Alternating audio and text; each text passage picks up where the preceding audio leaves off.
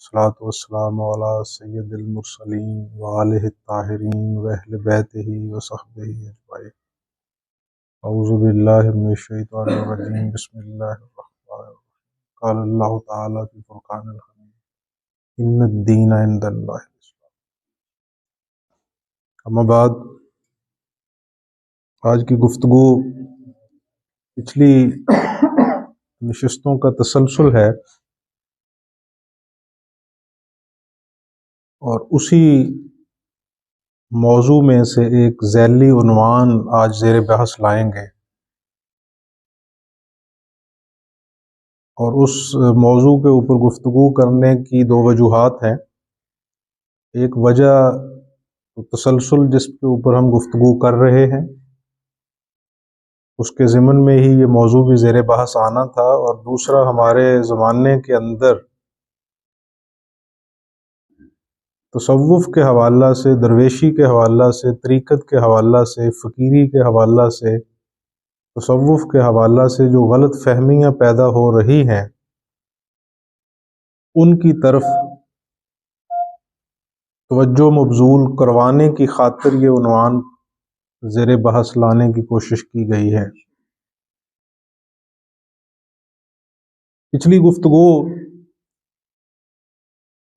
ادب کی روایت کے حوالہ سے کی گئی کہ دین کی بنیاد ادب ہے، اور اس سے پچھلی گفتگو کہ ادب شرک نہیں ہے، تعظیم شرک نہیں ہے۔ پچھلی گفتگو میں نے ایک بات کہی تھی ضمناً کہ لاجیکل از روئے منطق یہ بات طے ہے کہ کبھی بھی دو نمبر شے اس وقت تک وجود میں نہیں آ سکتی جب تک کہ اس کا ایک نمبر موجود نہ ہو۔ سب سے پہلے ایک نمبر موجود ہوتا ہے اور پھر اس کی کاپی کی جاتی ہے۔ دو نمبر پیروں کا ہونا، دو نمبر مشائخ کا ہونا، دو نمبر علماء کا ہونا، علماء سو کا ہونا، اس بات کا غماز ہے، عکاس ہے کہ ایک نمبر پیر بھی ہوتے ہیں۔ دو نمبر پیروں کا ہونا اس بات کا عکاس ہے کہ ایک نمبر بھی اولیاء موجود ہوتے ہیں۔ نہ ہر زن زنست، نہ ہر مرد مرد، خدا پنج انگشت یکساں نہ کرد۔ نہ ہر عورت عورت ہی ہوتی ہے اور نہ ہر مرد مرد ہی ہوتا ہے، خدا نے 5 انگلیاں ایک جیسی نہیں بنائی۔ ہمارے ہاں ہر سرخ رنگ کے تراشے کو یاقوت سمجھ لیا جاتا ہے، اور ہر چمکتی ہوئی چیز کو سونا گردانا جاتا ہے۔ جس شیشے کو بھی کاٹ دیا جائے مختلف اطراف سے اور اس میں چمک پیدا ہو جائے، لوگ اس کو ہیرے کا نام دے دیتے۔ جس طرح ہر چمکتی ہوئی چیز سونا نہیں ہوتی، اسی طرح ہر سرخ رنگ کا پتھر یاقوت یا لال بھی نہیں ہوتا۔ ان دونوں کے درمیان میں فرق کو سمجھیے۔ سید علی حجویر المعروف داتا گنج بخش علیہ رحمہ نے اپنی کتاب کشف المحجوب کے اندر ہمارا جو موضوع بحث ہے، جس کی وجہ سے فی زمانہ بہت ساری غلط فہمیاں پیدا ہو رہی ہیں، اس کو کیٹاگرائز کیا ہے۔ آپ فرماتے ہیں قبل اس کے کہ میں سید علی حجویر علیہ رحمہ نے جو اس کو منقسم کیا ہے اس کے حوالہ سے جو ہمارا موضوع ہے سکہ رائج الوقت حالات کے تناظر میں، اس کی طرف میں ملتفت ہوں، اس سے پہلے میں کچھ چیزیں عرض کر دینا چاہتا ہوں۔ نبی مکرم صلی اللہ علیہ وسلم نے ارشاد فرمایا کہ نبوت کے 40 اجزاء ہیں، اور ان 40 اجزاء میں سے ایک جز مبشرات ہیں، یعنی سچا خواب۔ خواب کی 50 سے زیادہ اقسام محققین نے بیان کی ہیں۔ کچھ خواب ایسے ہیں کہ جو ہمارے فشار خون، فشار ذہنی کا نتیجہ ہوتے ہیں، فشار جسمی کا نتیجہ ہوتے ہیں، بنیاد ان کی بھی ہوتی ہے۔ ہر خواب کی تعبیر ہے، چاہے اس کی تعبیر کرنے والا طبیب ہو، چاہے اس کی تعبیر بتانے والا حکیم ہو، یا اس کی تعبیر سے آگاہی دینے والا کوئی سالک الی اللہ ہو۔ ہر خواب کی تعبیر ہوتی ہے۔ اگر انسان خلفشار ذہنی کا شکار ہے تو اسے جیسے خواب نظر آئیں گے ان کی تعبیر بھی موجود ہے، لیکن ان کی تعبیر ایک طبیب کرے گا، مزاج شناسی کرتے ہوئے وہ بتائے گا کہ آپ فلاں مرض سے ہمکنار ہیں، آپ کو فلاں مرض لاحق ہے، اس کا علاج کیجیے۔ یا آپ کو طبیب بتائے گا کہ آپ کو بلڈ پریشر ہے، آپ کے معدے کے اندر انتشار ہے، معدے کے اندر حدت ہے، معدے کے اندر سردی ہے، یا آپ فلاں چیز کھا کے سوئے تھے، یا آپ نے اس طرف کروٹ بدلی اور آپ کے دل کے اوپر وزن پڑا، یہ اس کی وجہ سے خواب آپ کو نظر آئے۔ یعنی خواب صحیح ہو یا جس کو ہم عرف میں کہتے ہیں کہ وہ صحیح نہیں ہے، تو تعبیر ہر خواب کی ہوتی ہے۔ یعنی فرض کریں کہ ایک شخص ہے، اس کو پھولوں کے باغات دکھائی دیتے ہیں، تو اس خواب کی بھی تعبیر ہے۔ اور اگر ایک شخص ہے، اس کو گندگی کے ڈھیر نظر آتے ہیں، تو اس خواب کی بھی تعبیر ہے۔ اب جو غلاظت اس کے ذہن میں بھری ہوئی ہے وہ گندگی کے ڈھیروں میں متشکل ہو کے اس کو خواب میں نظر آتی ہے۔ تعبیر اس کی بھی ہے، تعبیر اس کی بھی ہے۔ خواب ایک عام آدمی کی کیفیت سے شروع ہوتا ہے جو کہ مرتبہ نبوت تک تقسیم ہوتے پہنچتا ہے۔ جس طرح کے صحابہ نے پوچھا کہ یا رسول اللہ صلی اللہ علیہ وسلم، وحی کی ابتدا آپ کو کس کیفیت سے ہوئی تھی؟ تو آپ نے فرمایا کہ مبشرات صالح سے، سچے خوابوں سے۔ اور آپ نے فرمایا کہ جو میں دیکھتا تھا رات کو، صبح وہی کچھ ہوتا تھا۔ اب دیکھیے، خواب کو بھی سمجھ لیجئے، چونکہ ضمناً یہ موضوع آ گیا کہ خواب اصل میں ہے کیا۔ ہمارا جو شعور ہے وہ 3 حصوں میں منقسم ہے۔ ایک شعور ہے، ایک تحت الشعور ہے، اور ایک لا شعور ہے۔ جو کچھ ہم دیکھتے ہیں، جانتے ہیں، سوچتے ہیں، یاد رکھتے ہیں، یہ شعور ہے۔ اور جو کچھ بھول جاتے ہیں وہ تحت الشعور ہے، لیکن اس کو یاد کرنے کے لیے ہمیں اپنی یادداشت کے اوپر دباؤ ڈالنا پڑتا ہے، پھر وہ چیز یاد آ جاتی۔ اور کچھ وہ ہے جو ہم بالکل بھول جاتے ہیں، مطلقاً ڈیلیٹ ہو جاتا ہے، اس کو لا شعور کہتے ہیں۔ وہ لا شعور جو ہے وہ ہمارے شعور میں کبھی نہیں آتا۔ تحت الشعور اور شعور کے درمیان میں ہمارا شعور کھیلتا رہتا ہے، کچھ چیزیں ہمیں بھول جاتی ہیں، کچھ ہم یاد رکھتے ہیں۔ پھر ایک ہماری خواہشات، ہزاروں خواہشیں ایسی کہ ہر خواہش پہ دم نکلے، تو وہ جو ہماری خواہشات ہیں وہ دبی ہوئی تحت الشعور میں جمع ہوتی رہتی۔ جب ہم جاگتے ہیں تو تحت الشعور سوتا ہے، اسے جھنجھوڑ کے جگانا پڑتا ہے، اور پھر ہم اپنی یادداشت کے اوپر زور ڈالتے ہیں تو تحت الشعور سے وہ یادداشت امٹ کے شعور کی طرف آتی ہے۔ ہم کہتے ہیں اس آدمی کو ہم نے کہیں دیکھا تھا، وہ اس کو جو دیکھا تھا اس کا سارا ریکارڈ جو ہے وہ ہمارے تحت الشعور میں چلا گیا، اور پھر ہم تحت الشعور کو جگاتے ہیں، پھر تحت الشعور سے وہ امڑ کے سارے کا سارا ریکارڈ جو ہے وہ پھر شعور کی طرف آتا ہے۔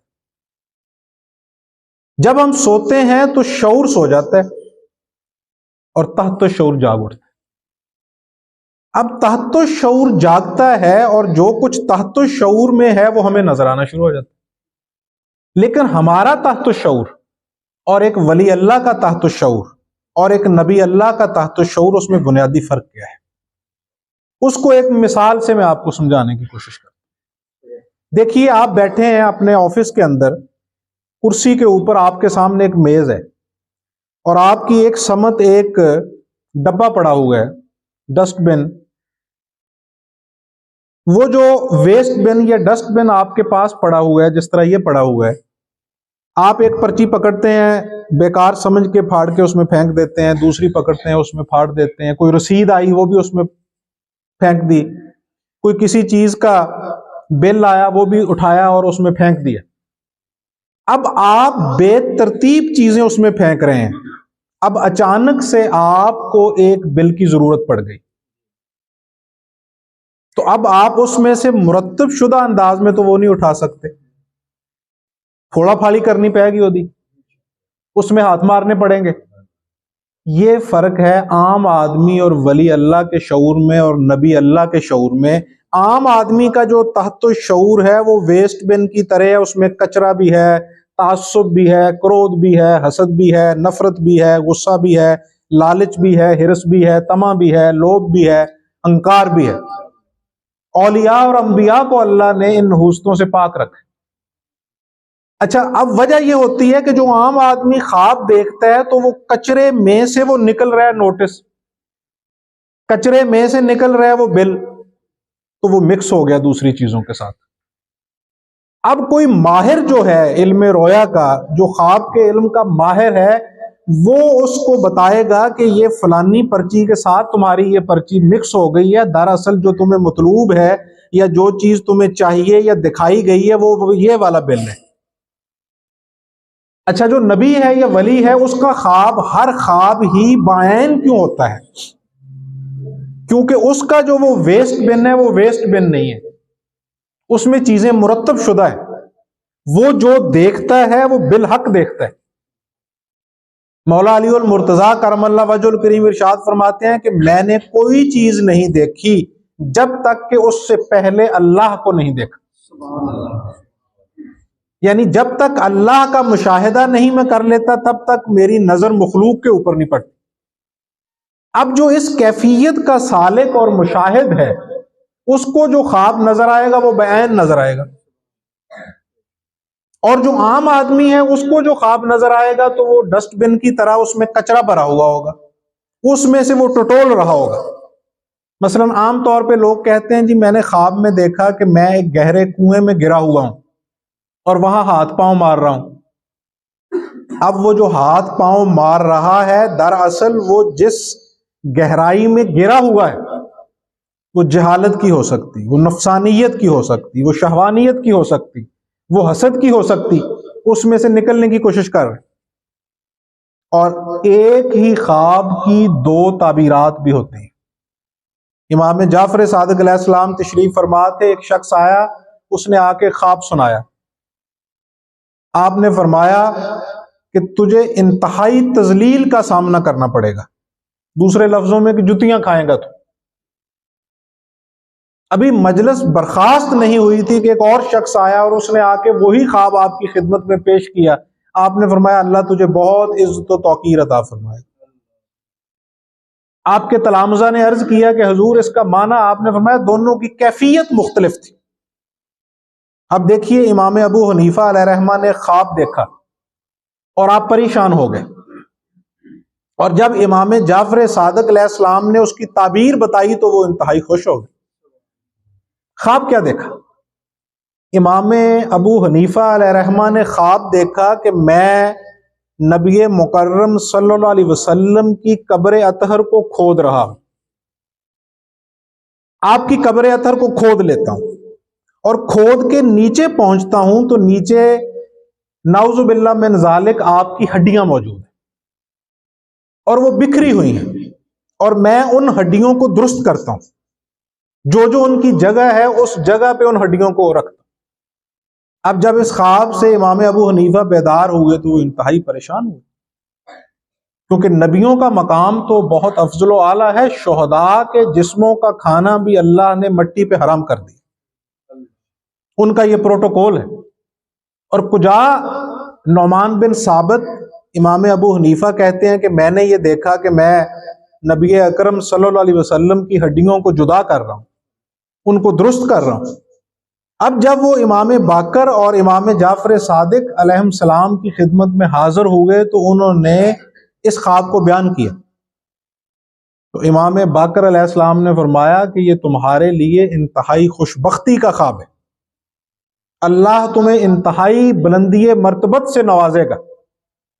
جب امام ابو حنیفہ نے استفسار کیا کہ اس کی وضاحت فرمائیں تو آپ نے ارشاد فرمایا کہ تم اللہ کے رسول کے دین کے اندر جو تضادات ہیں، خلفشار ہے، اس کو دور کرو گے، اس کو درست کرو گے۔ یہ قبر اطہر کے نیچے تک جانا کھود کے، آپ نے فرمایا اس سے مراد یہ ہے کہ تم عرفان دین کی تہ تک پہنچو گے، فہم دین کی بنیاد تک پہنچو گے، اور اللہ تمہیں یہ توفیق دے گا کہ احادیث کے اندر صحیح اور غلط کی پرکھ پیدا کرو گے۔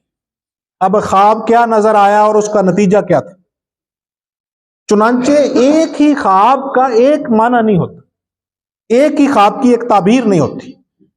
جس طرح ایک ہی خواب کی ایک تعبیر نہیں ہوتی، اسی طرح ایک ہی چیز دو مختلف اشخاص سے اگر وقوع پذیر ہوتی ہے تو اس کا مرتبہ بھی ایک نہیں ہوتا۔ اس کے اندر فرق مراتب ہوتا ہے. اب دیکھیے، آپ کو یاد ہوگا فقیر نے کسی نشست میں یہ کہا تھا کہ علم، جس کے متعلق مولا علی المرتضیٰ نے فرمایا کہ العلم حجاب الاکبر، علم حجاب اکبر ہے. یہ ابر بارہ کا وہ قطرہ ہے کہ جو اگر سیپ کے منہ میں جائے تو موتی میں تبدیل ہو جاتا، اور اگر سانپ کے منہ میں جائے تو زہر میں منقلب ہو جاتا. اب غور کیجئے، پانی کا قطرہ وہی ہے. سپی اپنا منہ کھولتی ہے نا، تو جب شبنم کے قطرات اس کے اندر جاتے ہیں تو وہ موتیوں میں تبدیل ہو جاتے ہیں،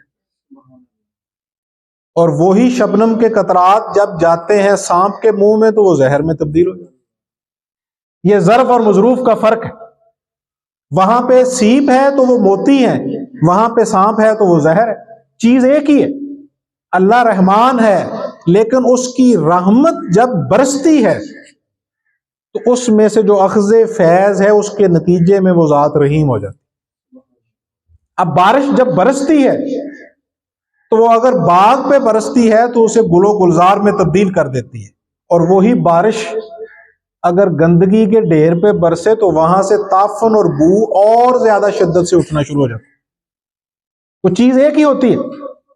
اسی لیے سید علی حجویر نے اس کو منقسم کیا. آپ فرماتے ہیں کہ نبی سے جب خرق عادت، ایسی چیز جو عام عادت کے خلاف ہو، خلاف عقل ہو. ہمارے ہاں جدید پڑھے لکھے لوگ کہتے ہیں کہ جی معجزہ جو ہے یہ خلاف عقل ہے، معجزہ جو ہے یہ ہماری عقل میں نہیں آتا. تو بات یہ ہے خواتین و حضرات کہ معجزہ کہتے ہی اسے ہیں جو عقل کو عاجز کر دے. معجزہ اسے کہتے نہیں ہیں جو عقل میں آئے. معجزہ کہتے ہی اسے ہیں جو مافوق الاسباب ہو. مثلا نبی اکرم صلی اللہ علیہ وسلم نے اگر فرمایا کہ یہ کھجور کی گٹھلی لو، اور اس کھجور کی گٹھلی کو بو دیا گیا، دیکھتے ہی دیکھتے وہ تناور درخت کی صورت اختیار کر گئی، اور دیکھتے ہی دیکھتے اس کے اوپر کھجوروں کے گچھے لگ گئے، اور وہ پکی ہوئی کھجوریں. جب اس درخت کو ہلایا گیا تو وہ پکی ہوئی کھجوریں گری. اب صورت حال کو تھوڑا سا تبدیل کیجئے. نبی اکرم صلی اللہ علیہ وسلم نے کھجوروں کی گٹھلیاں دی، ایک شخص گیا اور جا کے اس نے اپنے باغ میں اس کو بو دیا، اپنے کھیت میں لگا دیا. پھر وقت آنے پہ وہ پھوٹا، پھر پودا بنا، پھر درخت میں تبدیل ہوا، پھر موسم آیا، موسم کے بعد اسے کھجوریں لگی. یہ معجزہ نہیں ہے. معجزہ وہ ہے کہ جو خلاف عقل ہو. میاں بیوی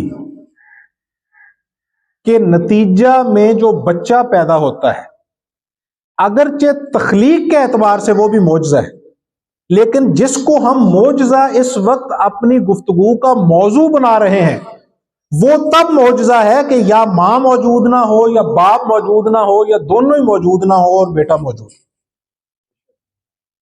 جس طرح کہ سیدنا مسیح علیہ السلام ہے، ان کی ماں موجود ہے، ان کے والد موجود نہیں.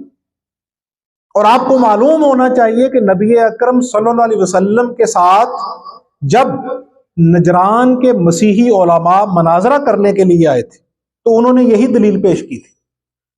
انہوں نے پوچھا تھا کہ آپ بتائیے کہ سیدنا مسیح کا باپ کون ہے؟ ان کا باپ کوئی ہے؟ آپ نے فرمایا ان کا باپ کوئی نہیں، روح اللہ ہے، اللہ کے اذن سے متخلق ہوئے، اللہ کے حکم سے متشکل ہوئے. انہوں نے اسی بات کو دلیل بنایا، اور دلیل بنا کے انہوں نے کہا کہ اگر آپ یہ تسلیم کرتے ہیں کہ ان کا کوئی باپ نہیں تو پھر ان کا باپ اللہ ہے.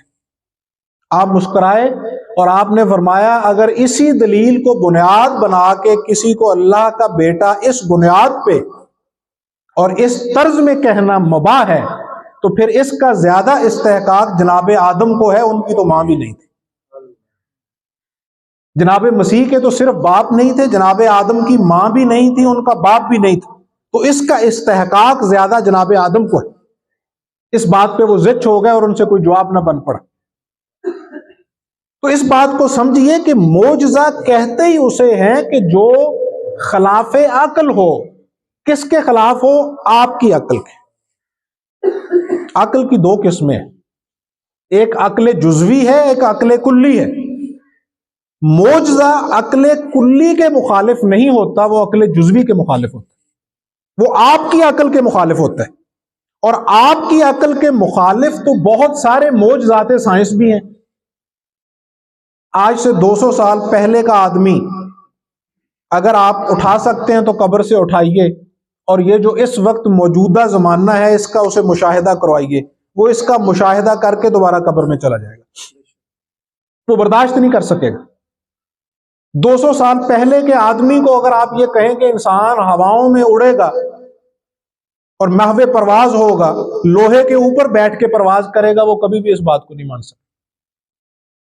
آج کے آدمی کو بھی اگر بہت کچھ ایسا کہا جائے جو کہ آج سے 1000 سال بعد وقوع پذیر ہونے والا ہے، تو وہ بھی ماننے کے لیے تیار نہیں ہوگا، وہ کہے گا ایسا نہیں ہو سکتا۔ مثلا اگر آج کے آدمی کو یہ کہا جائے کہ ایسی مشین بن جائے گی کہ یہاں سے اگر آپ اس کے اوپر بیٹھیں تو وہ 10 سیکنڈ کے اندر نیو یارک چلی جائے گی، تو اس نے کہنا یہ ممکن نہیں ہے۔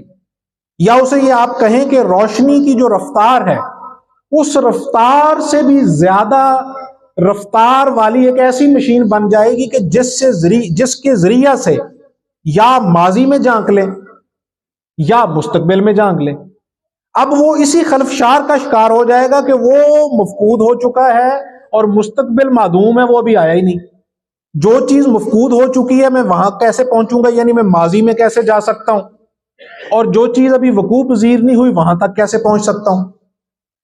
جس بچے نے سائنس کو مس نہیں کیا اسے اگر آپ یہ سمجھائیں کہ ہمارے ہاں جو 20 سال پہلے واقعات ہوئے تھے ان کی آوازیں ابھی ایسے سیارے بھی موجود ہیں کہ وہاں تک نہیں پہنچی، اور اگر آپ ان سیاروں تک پہنچ جاتے ہیں، وہ جو پہنچنے کی رفتار ہے اس رفتار سے تیز رفتار، تو وہ جو واقعات ہیں ان کی آپ فلم بندی بھی کر سکتے ہیں، ان کی آڈیو ریکارڈنگ بھی کر سکتے ہیں، یہ سب باتیں اس کے اوپر سے گزر جائیں گی، وہ کہے گا یہ چیزیں ممکن نہیں ہیں۔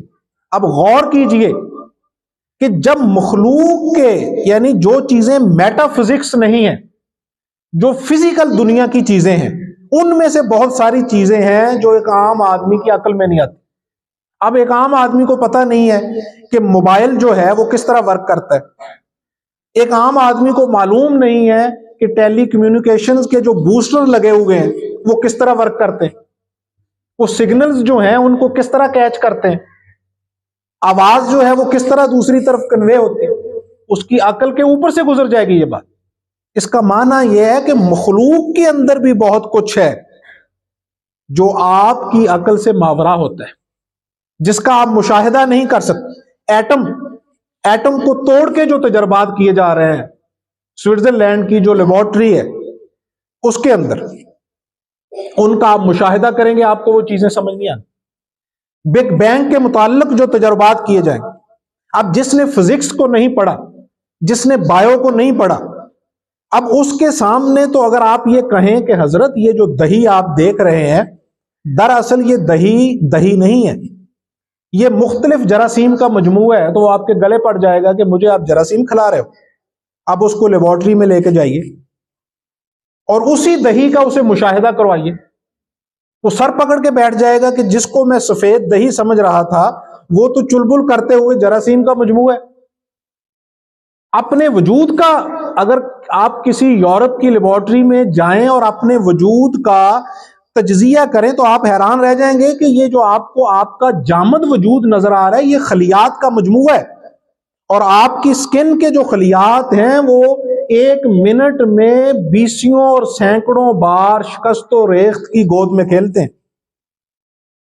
وہ آپ کو بتا دیں گے سائنسدان کہ حضرت 10 منٹ پہلے جو آدمی لیبارٹری میں داخل ہوا تھا اب والا آدمی وہ نہیں ہے، آپ کے تو بہت سارے خلیات جو آپ کو نظر آتے تھے آپ کے جسم کے اوپر وہ مر چکے ہیں، وہ ڈیڈ سیل کی صورت اختیار کر چکے ہیں۔ اب یہ چند باتیں سائنس کے تناظر میں نے آپ کے گوش گزار کی، یہ باتیں دماغوں کے اوپر سے گزر جاتی ہیں، تو ہم خالق کا احاطہ کس طرح کر سکتے ہیں، اس کی کنہ ذات کے اوپر کس طرح غالب آ سکتے ہیں، یہی وہ بات تھی جو یہودی نے کہی تھی مولا علی المرتضیٰ سے کہ میں خالق کو سمجھنا چاہتا ہوں، دیکھنا چاہتا ہوں۔ آپ نے فرمایا نہ اس کو دیکھا جاتا ہے، نہ اس کو سمجھا جاتا ہے، اس کو مانا جاتا ہے۔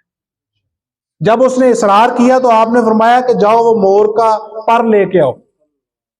وہ جب پر اتار کے لایا تو آپ نے فرمایا جڑ سے سفید ہے، اوپر سے رنگین ہے، بتاؤ یہ رنگ یہاں سے کیسے گزر کے گئے؟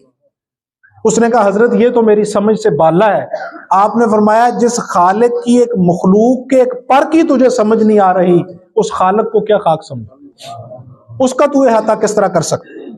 تو معجزہ کی تعریف یہ سمجھو۔ یہ جدید اذہان کے لیے بھی میں پیغام دینا چاہتا ہوں کہ جو معجزہ کی تعویل کرنا چاہتے ہیں یا معجزہ کی ایسی تعویل، ایسی ڈیفینیشن کرنا چاہتے ہیں کہ جو عقل کے مطابق ہو جائے، اور بھائی جو عقل کے مطابق ہوگا وہ معجزہ نہیں ہوتا۔ عقل سے گزر کے یہ نور چراغ راہ ہے، منزل نہیں ہے۔ یہ چراغ راہ ہے، اس کو چراغ راہ کے طور پہ استعمال کیجئے، اس سے آگے گزر جائیے۔ آپ کی عقل میں تو سائنس کے بہت سارے علوم ہیں، سائنس کے بہت سارے ابواب ہیں جو نہیں آتے، اور یہ تو بات ہی میٹا فزکس کی ہے، وہ معجزہ نہیں ہوتا۔ یہ جتنی باتیں آپ تک پہنچتی ہیں کہ سرکار کی موجودگی میں ابو جہل کی مٹھی میں پتھروں نے کلمہ پڑھا، یہ عقل کی تعویلات کا سہارا نہیں چاہیے۔ اس کے لیے ایمان کی اینک چاہیے۔ اقبال سے کہا تھا نا انہوں نے کہ حضرت آپ تو فلسفہ پڑھے ہوئے ہیں، آپ تو فلسفہ کے استاد بھی رہے ہیں، یورپ کا بھی آپ نے فلسفہ پڑھا ہوا ہے، ہمیں آپ پہ حیرانگی، آپ بھی یہ مانتے ہیں کہ نبی اکرم صلی اللہ علیہ وسلم جب چلتے تھے، تشریف لے جاتے تھے تو درخت انہیں جھک کے سلام کرتے تھے، پہاڑ سلام پیش کرتے تھے، درود پڑھتے تھے، آپ بھی مانتے ہیں؟ تو اقبال نے کہا یقیناً مانتا ہوں۔ انہوں نے کہا آپ کس طرح مانتے ہیں؟ تو اقبال نے کہا کہ اس کا راوی کون ہے؟ انہوں نے کہا مولا علی المرتضیٰ۔ تو آپ نے فرمایا کہ اگر تمہارے پاس علی کی آنکھ ہو تو پوری کائنات سجدہ ریز مصطفیٰ نظر آئے۔ تمہارے پاس علی کی آنکھ موجود نہیں، اگر وہ آنکھ موجود ہو تو پوری کائنات انہیں سجدہ کرتے ہوئے نظر آئے۔ اس کے لیے خاص آنکھ کی ضرورت ہے۔ دل بینا بھی کر طلب خدا سے کہ آنکھ کا نور دل کا نور نہیں۔ وہ جو دل بینا کی آنکھ ہے اس کے ساتھ وہ نظر آتا ہے کہ ان کے آگے کائنات جھک رہی ہے، کائنات سجدہ ریز ہو رہی ہے۔ تو معجزہ کی تعریف یہ ہے کہ وہ آپ کی عقل میں نہ آئے، آپ کی عقل اس کو ڈیفائن نہ کر سکے۔ مجھے یہ بتائیے، آپ بڑے سے بڑے سائنسدان سے کہیے کہ ہمارے نبی صلی اللہ علیہ وسلم نے چاند کو 2 ٹکڑے کر دیا، وہ کہے گا یہ خلاف عقل ہے۔ ہمارے جو نوجوان بچے ہیں وہ اسی جگہ پہ غلطی کرتے ہیں، وہ سر پکڑ کے بیٹھ جاتے ہیں اور وہ کہتے ہیں کہ جی اس کا جواب دیجیے۔ اور حضرات اس کا جواب نہیں ہے، ہر سوال کا جواب نہیں ہوتا، وہ جو کہہ رہا ہے وہ صحیح کہہ رہا ہے، یہ ہے ہی خلاف عقل، اسی لیے تو معجزہ ہے۔ اگر یہ مطابق عقل ہوتا تو معجزہ نہ ہوتا۔ اگر اس کو ڈیفائن کیا جا سکتا تو پھر کہا جا سکتا تھا زلزلہ آیا ہوگا۔ وہ جو صحابہ نے کہا کہ جب آپ نے انگلی کا اشارہ کیا تو ہم نے دیکھا کہ وہ جو پہاڑ سامنے تھا، چاند آدھا حصہ اس کی ایک طرف تھا، آدھا حصہ اس کی دوسری طرف تھا۔ اب ہم کہتے ہیں یہ عقل میں نہیں آتا، یہ عقل میں نہیں آئے گا۔ کیوں نہیں عقل میں آئے گا؟ کیونکہ معجزہ فعل الہی ہے، فعل الہی صفت الہی ہے، اور صفت عین ذات ہے۔ یہ اہل سنت کا مذہب ہے، وہ ذات اور صفات کے اندر تضاد کے قائل نہیں ہے۔ اللہ کی صفات آپ کی عقل میں نہیں آ سکتی، آپ ان کا احاطہ اور ادراک نہیں کر سکتے، نہ آپ کنہ ذات تک پہنچ سکتے ہو، اس کی صفات کا صرف مشاہدہ ہو سکتا۔ مخلوق میں کرو اس کا مشاہدہ۔ یہ جو کائنات میں حسن پھیلا ہوا ہے یہ اسی حسن مطلق کا ہی تو آئینہ دار ہے، اسی کا عکاس ہے، اس کا جلوہ دیکھو۔ تعمیر میں معمار کا جلوہ دیکھا جا سکتا ہے، مطلقاً اس کو محدود نہیں کیا جا سکتا۔ تو جو فعل الہی ہے اس کو آپ مکمل طور پہ نہیں سمجھ سکتے کہ یہ کیسے ہوا۔ اسی لیے مولا علی المرتضیٰ نے فرمایا کہ ایمانیات کے باب میں کب، کیوں اور کیسے، یہ 3 چیزیں نہیں آ سکتی۔ اگر یہ 3 چیزیں آ گئیں تو پھر وہاں ایمان نہیں رہتا، ایمان وہاں سے خارج ہو جاتا۔ یہ سر تسلیم خم ہے. جب ابو جہل نے سیدنا ابو بکر رضی اللہ تعالیٰ عنہ سے کہا تھا نا کہ کوئی شخص ایک ہی رات میں مسجد الحرام سے مسجد اقصی جا سکتا ہے اور پھر مسجد اقصی سے آسمانوں کی سیر کر سکتا ہے، تو سیدنا ابو بکر نے کہا کہ ایسا نہیں ہو سکتا. اب یہ حضرت ابو بکر رضی اللہ تعالیٰ عنہ نے اصول دنیا بتایا ہے، لا آف نیچر بتایا ہے. جب ابو جہل نے کہا، یہ مفہوماً واقعہ میں آپ کے گوش گزار کر رہا ہوں، جب ابو جہل نے کہا کہ یہ ہوا ہے تو پھر سیدنا ابو بکر چونکے اور انہوں نے فرمایا بتا یہ کس کے ساتھ ہوا ہے. اب جب تو یہ بتائے گا کہ کس کے ساتھ ہوا ہے اور کس نے کہا ہے تو پھر میں جواب مختلف دوں گا. اس نے کہا یہ تمہارے صاحب نے کہا ہے، تو آپ نے فرمایا کہ انہوں نے کہا ہے تو پھر درست اور بجا کہا ہے. انہوں نے کہا ہے تو درست اور بجا کہا ہے. اب دیکھیے یہ دو باتیں ہیں، اگر آپ خدا پرست ہیں تو پھر کچھ بھی ناممکن نہیں ہے، اور اگر آپ خدا پرست نہیں ہیں تو پھر آپ سہارا لیں گے ان ممکنات کا یا اتفاقات کا جس کو سائنس کہتی ہے کہ یہ کائنات اتفاقیہ وجود میں آ گئی، جس کے اوپر خاکسار نے خطاب میں آپ کو یاد ہوگا ٹشو پیپر کا ڈبہ گرا کے آپ کو مثال دیتے ہوئے سمجھایا تھا کہ اتفاق ایک دفعہ ہوتا ہے، اتفاق دو دفعہ ہوتا ہے. یہ کیسا اتفاق ہے کہ انسان ہزاروں سال سے ہے، ناک کان کی جگہ پہ نہیں جاتا، کان آنکھ کی جگہ پہ نہیں لگتا. یہ کیسا اتفاق ہے؟ یہ کیسا اتفاق ہے کہ انسان کا جو دماغ ہے اس کے گرد بلغم ہے، بلغم خون کے ساتھ نہیں ملتی، خون بلغم کے ساتھ نہیں ملتا. انسان کھانا کھاتا ہے، وہ مختلف اختلاطات میں تقسیم ہوتا ہے، کوئی وائٹ سیلز، کوئی ریڈ سیلز، کوئی بلغم میں تقسیم ہوتا ہے. جگر کو پتا ہے میں نے کون سے انزائم پھینکنے ہیں، میدے کو پتا ہے میں نے کھانے کو کیسے ہضم کرنا ہے، خون نالیوں میں جاتا ہے، شریانوں میں جاتا ہے. اب دل کو پتا ہے کہ میں نے انہیں پمپ کرنا ہے، گردے کو پتا ہے میں نے فلٹر کرنا ہے. کوئی چیز دوسرے پہ تجاوز ہی نہیں کر رہی. آنکھ کا کام ناک نہیں کر رہا، ناک کا کام گردے نہیں کر رہا، گردے کا کام جگر نہیں کر رہا. یہ بغیر طے شدہ ایک ہی ذہن کی تخلیق کے اتفاق کس طرح ہو سکتا ہے؟ اتفاق ہو تو اس کے اندر تغیر آئے. ہم ڈبہ پھینکیں وہ ایک ہی طرح کیوں گر رہا ہے 100 دفعہ؟ پھر ارتقاء کے نتیجہ میں ہم ارتقاء کے انکاری نہیں ہیں، لیکن ہمارا سوال یہ ہے کہ یہ ارتقاء انسان میں ہی کیوں وقوع پذیر ہو رہا ہے؟ انسان میں ہی ارتقاء کیوں ہو رہا ہے؟ گدھے میں کیوں نہیں ہوتا؟ کتے میں کیوں نہیں ہوتا؟ 10,000 سال پہلے بھی وہ کتا تھا، آج بھی وہ کتا ہی ہے. انسان 10,000 سال پہلے ایسا نہیں تھا، اس میں بہت تبدیلیاں رونما ہو گئی. یہ سوچے سمجھے ایک دماغ کا منصوبہ ہے جس کو ہم کائنات کہتے ہیں. وجود خدا کا انکار کرنا اس کائنات کی ترتیب کا انکار کرنا ہے. یعنی وجود خدا کا انکار کرنا خود خلاف عقل ہے، حالانکہ وہ عقل میں نہیں آتا. جس طرح وہ عقل میں نہیں آتا اسی طرح اس کا انکار بھی عقل میں نہیں آتا، اس کا انکار بھی ممکن نہیں. یہ جو ترتیب ہے، ہر جسم کا عضو جو ہے اس کو پتہ ہے میں نے کیا کام کرنا ہے. یہ وہ ہے جس کے متعلق قرآن کہتا ہے کہ ہم نے شہد کی مکھی کو بھی وحی کی. یہ وحی شرعی یا وحی تشریعی نہیں ہے، یہ وہ فطرت ہے جو ودیت کی ہے.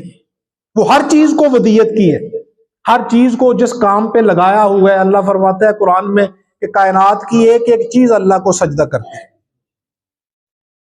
کوئی بالجبر و اکراہ کرتی ہے اور کوئی سر تسلیم خم کر کے کرتی اسی ذات کو ہی ہے.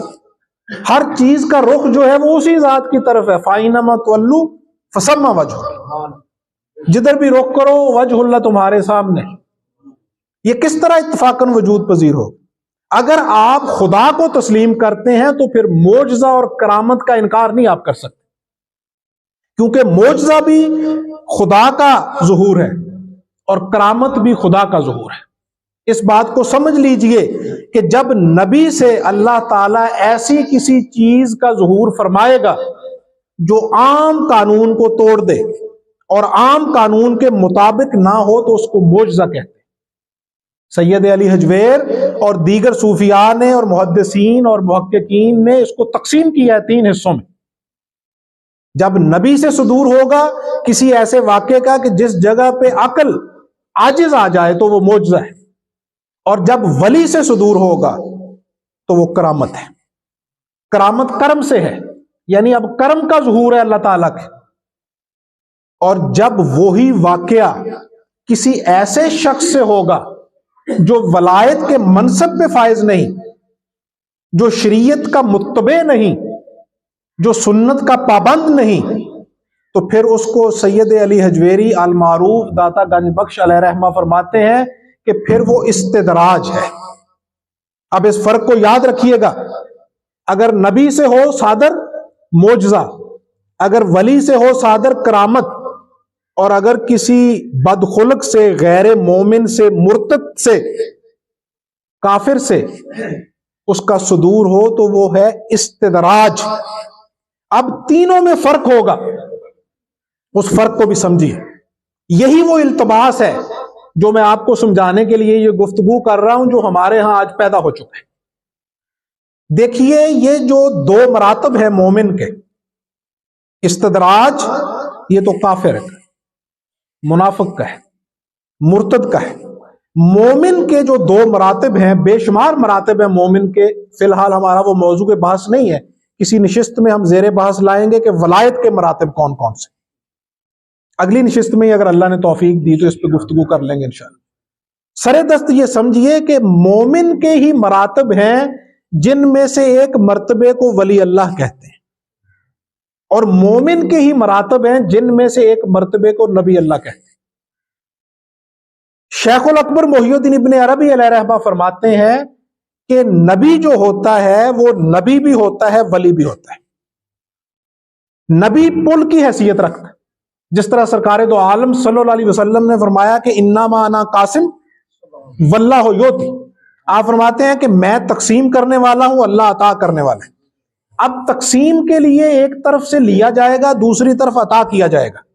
اب نبی کی وہ جہت جدھر سے وہ اللہ سے لیتا ہے، اس جہت کو ولی کی، نبی کی ولایت کہتے ہیں، اور جس جہت سے نبی مخلوق کو عطا کرتا ہے اس جہت کو نبی کی نبوت کہتے ہیں۔ اس تناظر میں شیخ الاکبر محی الدین ابن عربی فرماتے ہیں کہ نبی کی ولایت اس کی نبوت سے افضل ہے، نہ کہ ان کا یہ مطلب ہے کہ ولی کی ولایت نبی سے افضل ہے، یہ ہرگز ان کا مطلب نہیں۔ ولی کی ولایت جس جگہ پہ ختم ہوتی ہے وہاں سے نبی کی نبوت شروع ہوتی ہے، یہ معنی نہیں ہے ان کا۔ ان کی مراد یہ ہے کہ نبی کی ولایت نبی کی نبوت سے افضل ہے، کیونکہ اس کی ولایت کا رخ اللہ کی طرف ہے اور اس کی نبوت کا رخ مخلوق کی طرف ہے۔ اب ولی اور نبی میں فرق سمجھیے، نبی بھی ولی ہے، ولی نبی نہیں ہے۔ ایک فرق، یہ پلے باندھنی ہے گفتگو آپ کو۔ یہ التباس جو ہے اس ماحول کا جو پیدا ہو گیا ہے اس کا میں نے ذکر نہیں کرنا، لیکن اشارہ کر رہا ہوں، پورا موضوع بحث اور گفتگو اسی کی طرف ہے جو اس وقت ہمارے میڈیا کی زینت بنا ہوا ہے، وہ التباس۔ ولایت اور نبوت میں یہ فرق ہے کہ نبی ولی ہے، ولی نبی نہیں ہے، وہ صرف ولی ہے، یہ ایک فرق۔ دوسرا فرق، نبی کے اوپر وحی آتی ہے، نبی کے اوپر الہام ہوتا ہے، مومن کے اوپر القا ہوتا ہے۔ یہ تین فرق ہو گئے، مومن کے اوپر القا ہوتا ہے، ولی کے اوپر الہام ہوتا ہے، اور نبی کے اوپر وحی ہوتی ہے۔ دو فرق۔ تیسرا فرق، جو وحی ہے اس کی اطاعت، اس کی پابندی، اس کی اتباع مخلوق کے اوپر لازم ہے، اور ولی کے الہام کی اتباع اور اطاعت مخلوق کے اوپر لازم نہیں۔ اگر کوئی کرے تو فابہہ، اس کے لیے مباح ہے، مستحب ہے، مستحسن ہے، اس کو فیوز و برکات عطا ہوں گے، حاصل ہوں گے۔ اگر کوئی نہیں کرے گا تو وہ ان فیوز و برکات سے اگرچہ محروم ضرور رہے گا، لیکن وہ دائرہ دین سے خارج نہیں ہوگا۔ نبی کی وحی کا جو انکار کرے گا وہ دائرہ ایمان سے خارج ہو جائے گا۔ یہ تیسرا فرق ہے۔ ولی کی ولایت اور نبی کی نبوت میں یہ تین فرق ہے۔ چوتھا اور سب سے اہم فرق جو کرامت اور معجزہ کو سمجھنے کے لیے بھی ضروری ہے، وہ یہ ہے کہ نبی کی نبوت کا اخفاء جائز نہیں ہے۔ اس کے اوپر پابندی ہے کہ نبی نبوت کو چھپا نہیں سکتا. نبی کے لیے نبوت کا اعلان شرط اولین ہے. نبی کے لیے یہ پابندی ہے کہ وہ اپنی نبوت کا اعلان کرے، چاہے لوگ اس کو تسلیم کریں یا نہ کریں. یہی وجہ ہے کہ اس کی جو وحی ہے اس کی پابندی بھی لوگوں کے لیے ضروری ہے. اور ولی کی ولایت کے لیے اعلان شرط نہیں ہے بلکہ اخفا شرط ہے. یعنی ولی کے لیے یہ ضروری ہے کہ وہ اپنی ولایت کو ہر حال میں چھپائے گا.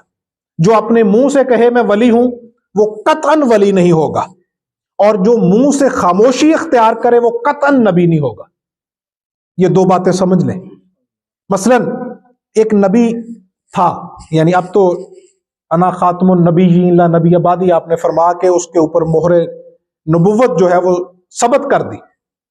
نبی اکرم صلی اللہ علیہ وسلم سے پہلے جو نبی آتے تھے، اب وہ کہیں، میں آپ کو سمجھانے کے لیے یہ بات کہہ رہا ہوں، وہ کہیں کہ میں اللہ کا نبی ہوں، پوری مخلوق بھی اس کا انکار کر دے تو پھر بھی وہ اللہ کا نبی ہے. اور پوری مخلوق کسی شخص کو کہے کہ آپ اللہ کے ولی ہیں تو وہ پھر بھی نہیں کہنے کا مجاز کہ میں اللہ کا ولی، وہ پھر بھی نہیں کہے گا میں اللہ کا ولی، وہ اس کا پھر بھی انکار کرے گا. ولایت میں انکار شرط ہے، نبوت میں اقرار شرط ہے. یہ بنیادی عنصر ہے. یہی وجہ ہے کہ نبی کا جو معجزہ ہے اس کا اظہار شرط ہے، اور ولی کی جو کرامت ہے اس کا اخفا شرط ہے. اس بات کو سمجھے. نبی کو جب کہا جائے گا تو وہ اللہ کی توفیق سے معجزہ دکھائے گا، وہ معجزہ دکھانے کا پابند ہے. لیکن اللہ پابند نہیں ہے کہ لوگوں کی مرضی کی وجہ سے لوگوں کے کہنے پہ معجزہ دکھائے. یہی وجہ ہے کہ قرآن نے کہا ہے کہ اللہ کے پاس اس کی کنجیاں ہیں، جب وہ چاہتا ہے وہ اپنے نبی کو معجزہ عطا کرتا ہے، جب چاہتا ہے. کبھی امتحان ہوتا ہے، کبھی ایڑیاں رگڑنے کے نتیجے میں چشمہ جاری ہو جاتا ہے، اور کبھی پوری اہل بیت کو تپتے ہوئے صحراؤں میں قتل کروا دیتا ہے. وہ بے نیاز ہے، اس کی حکمت ہے، وہ جس طرح چاہتا ہے اسی طرح ہی ہوتا ہے. کبھی چشمے جاری ہو جاتے ہیں، کبھی نبی اکرم صلی اللہ علیہ وسلم کی انگلیوں سے چشمے جاری ہو جاتے ہیں. اور کبھی مدینہ میں مسلمان ایک کنویں کے لیے ترستے ہیں اور سیدنا عثمان رضی اللہ تعالیٰ عنہ سے فرماتے ہیں سرکار کہ بھئی یہ کنواں خرید کے مسلمانوں کے نام ہبہ کرو. وہ آدھا کرتے ہیں، پھر وہ کفایت نہیں کرتا، پھر اور مال دنیا اکٹھا کیا جاتا ہے اور اس کے نتیجے میں پھر پورا خریدا جاتا ہے. اس لیے معجزے کا بھی اللہ کو پابند نہیں کیا جا سکتا. اللہ کو کوئی پابند نہیں کر سکتا، اللہ کو کوئی نہیں پوچھ سکتا. وہ جب چاہے جسے چاہے پوچھے، وہ جب چاہے جسے چاہے پابند کرے، وہ جب چاہے کرامت کا ظہور کرے، جب چاہے معجزے کا ظہور کرے. یہ فرق ہے.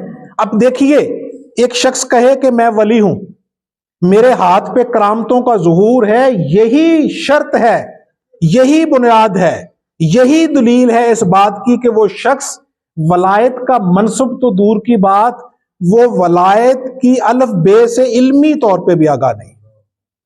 ولایت کا منصب تو دور کی بات، نبی کے لیے اظہار شرط، وحی کے لیے اظہار شرط، معجزہ کے لیے اظہار شرط. اور معجزہ جو ہے یہ دلیل نبوت بھی ہے. جب چاہے نبی اپنی نبوت کی دلیل کے طور پہ معجزے کا ظہور کرے، اللہ اس کے ہاتھ پہ اپنے اذن سے معجزے کا ظہور کرے.